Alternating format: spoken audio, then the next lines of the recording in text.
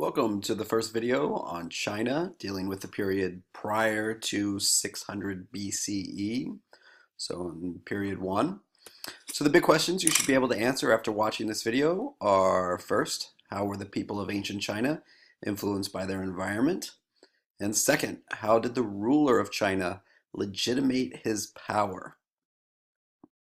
So the first question, how were the people of ancient China influenced by their environment? So if you watch the other videos, you know by now that many of these first civilizations formed in river valleys. That was also the case with China. The civilization of ancient China formed on the banks of the Huanghe River, also known as the Yellow River. It's in northern China. There's also a river in southern China, the Yangtze River, of which there was some beginnings of civilization forming around that river as well. Note that these rivers flow from west to east, from out of the highlands of the Himalayan mountains. What's unique about China is they're relatively geographically isolated. So you have these major geographic barriers like the Himalayan mountains, the Taklamakan Desert, the Gobi Desert that all surround this plain where the first civilizations in China formed. And still to this day, a lot of the population in China is found in eastern China and not in those various geographically harsh regions like the mountains and the desert. Now, the Huanghe or Yellow River gets its name from the fertile, less soil that it carried. So, like other river valley civilizations, the soil in and around the Huanghe River was excellent for growing crops. Now, the Huanghe floods unpredictably. Now, Chinese history is replete with incidences in its past where the Huanghe River flooded its banks, leading to the death of tens of thousands, even hundreds of thousands of people. So the second question we need to be able to answer is, how did the ruler of China legitimate his power? Now, when it comes to Chinese political history, we divide that history up into 10 major dynasties. Now, you will learn the names of all of these dynasties in class when we sing the Chinese dynasty song. But what a dynasty is it is, for purpose of our class, a series of rulers from the same ruling family.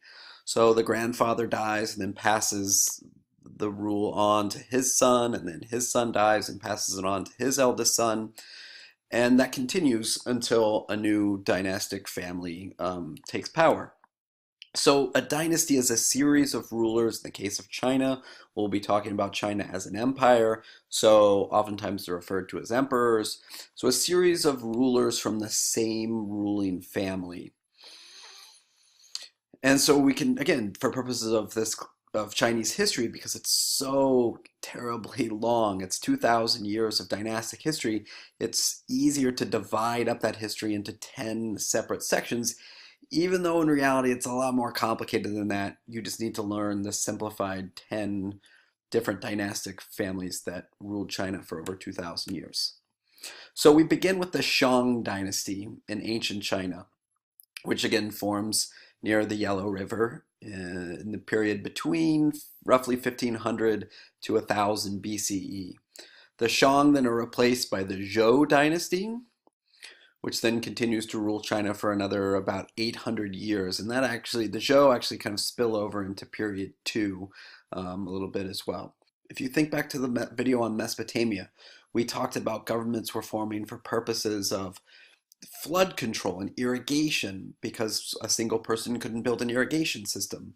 Also for common defense, these sort of functions or purposes of government that require lots of different people in order to fulfill that role. And so that same explanation for the origins of government in China: flood control, irrigation, defense. Now, when we talk about the ruler legitimating his power, the question sort of ultimately bears itself as, how does a ruler even become a ruler in the first place? And in the case of Mesopotamia and Egypt, we talked about the ruler having divine power, power given to him by God.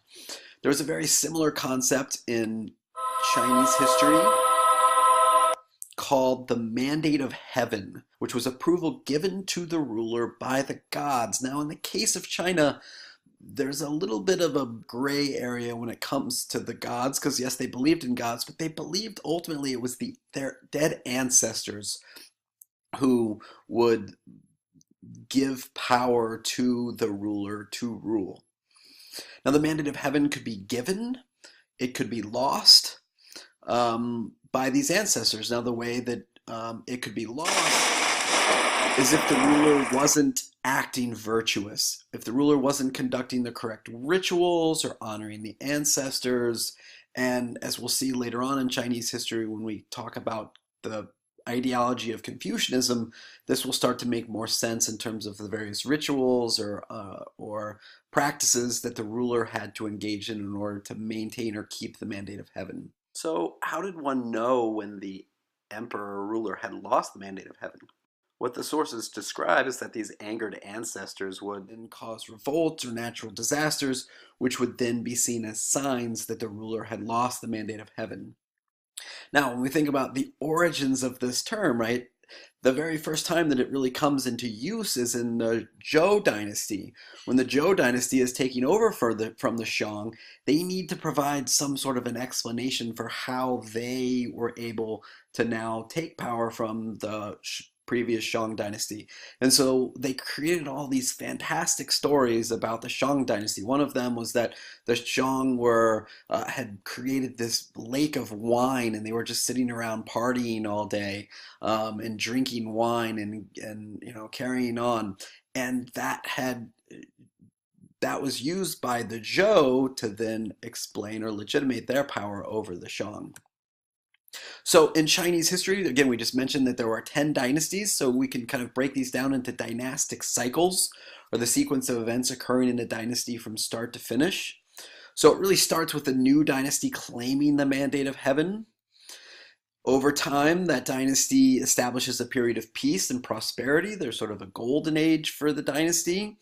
But as soon as the dynasty rises, eventually it's going to start to begin to collapse. So the dynasty gradually loses power due to corruption, floods, famine, invasion, and then that is a sign that the ancestors are angry and that the dynasty has lost the mandate of heaven, which then allows another ruling family to come in and overthrow the previous dynasty in a rebellion, which starts the whole cycle over again. And again, this cycle has taken place more or less about 10 times in the 2,000-year period that we'll study over this course in Chinese history.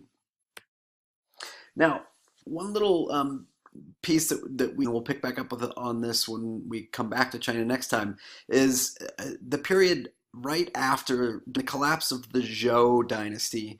There's this what's known as the Warring States period, this period of chaos in Chinese history where decentralized rule kind of takes hold. There's not one single centralized ruler. And so the next time we come to China, this is where we're going to pick up. Now, when it comes to ancient Chinese society, again, we have the emperor, the ruler on top, and the royal family.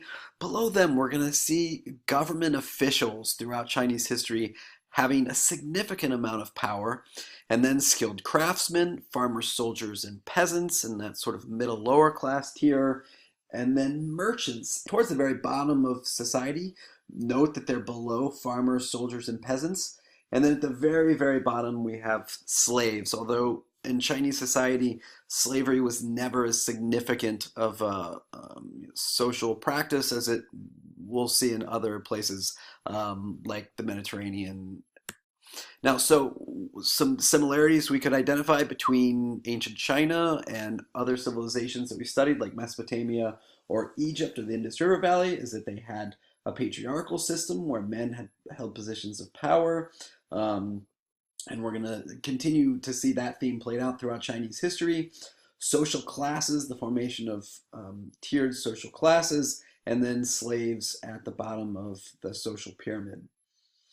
Now, in China, one way that you were able to achieve positions of wealth and power is if you own certain objects or items. And the most rare item that was a sign of wealth and power was bronze. And so the emperor basically had a monopoly over bronze, and then when the emperor wanted to identify other families for, to give them power and prestige as well, and to delegate some of his power and authority, he would then provide them with these bronze vessels or bronze pieces of art.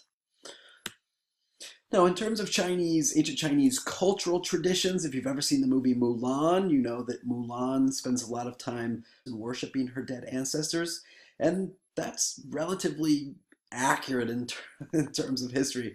There was this major practice in China of ancestor veneration, which were these sacrifices that were made to the spirits of dead family members. And it was ultimately the emperor who did a lot of communicating with these ancestor spirits. And the way in which the emperor communicated with their ancestors was through a very unique system known as the oracle bones system. So on certain bones, or in this case it's actually a turtle shell, but sometimes you'll see it on cow bones. They would inscribe these writing, these symbols on these bones, and then a priest would come along and communicate with the ancestors from the spirit world. And so they would ask the ancestors essentially a question, something along the lines of, will it rain today? And then they would stick this hot stick, and it would cause the bone to crack. And then the priest would interpret that crack, and they're not sure if it was actually the popping sound that the bones made or the actual cracks that were made, but they'd be given this divine message from these ancestors. And so they would continue this practice until they achieved some clear vision of what the ancestors were trying to communicate, much like a magic 8-ball. So in terms of the ancient Chinese economic system, ancient China was involved in interregional trade with places like Southwest Asia, but China was geographically isolated, as I mentioned before, as a result of these barriers like the Himalayan mountains, the Gobi Desert, the Taklamakan Desert. So in period one, China, long distance trade with China was relatively limited due to Chinese geographic isolation. We'll talk about how this very clearly ends in period two with the formation of the Silk Road trade network. But for purposes of Chinese history, it's important to kind of understand that their geographic isolation allowed them to create some very unique and different cultural practices because they developed these cultural practices independently of places like Egypt and Mesopotamia and the Indus River Valley, which were engaging in more long-distance communication, which led to the spread of more ideas and the spread of culture. Now, in terms of items that we're going to speak more about, jade was a very common item found in the graves of wealthier Chinese families, and also the beginnings of the use of silk. And we'll talk more about silk as a commodity that was coming out of China in the next video. All right, so as a result of watching this video, you should be able to answer these two big questions. How were the people of ancient China influenced by their environment? And how did the ruler of China legitimate his power? All right, thanks for watching. The Taklamakan Desert, the Gobi Desert that all surround this plain where the first civilizations in China formed. And still to this day, a lot of the population in China is found in eastern China and not in those various geographically harsh regions like the mountains and the desert. Now, the Huanghe or Yellow River gets its name from the fertile, less soil that it carries. There's also a river in southern China, the Yangtze River, of which there was some beginnings of civilization forming around that river as well. Note that these rivers flow from west to east, from out of the highlands of the Himalayan mountains. What's unique about China is they're relatively geographically isolated. So you have these major geographic barriers like the Himalayan mountains influenced by their environment. And second, how did the ruler of China legitimate his power? So the first question, how were the people of ancient China influenced by their environment? So if you watch the other videos, you know by now that many of these first civilizations formed in river valleys. That was also the case with China. The civilization of ancient China formed on the banks of the Huanghe River, also known as the Yellow River. It's in northern China, buried. So, like other river valley civilizations, the soil in and around the Huanghe River was excellent for growing crops. Now, the Huanghe floods unpredictably. Now, Chinese history is replete with incidences in its past where the Huanghe River flooded its banks, leading to the death of tens of thousands, even hundreds of thousands of people. So, the second question we need to be able to answer is how did the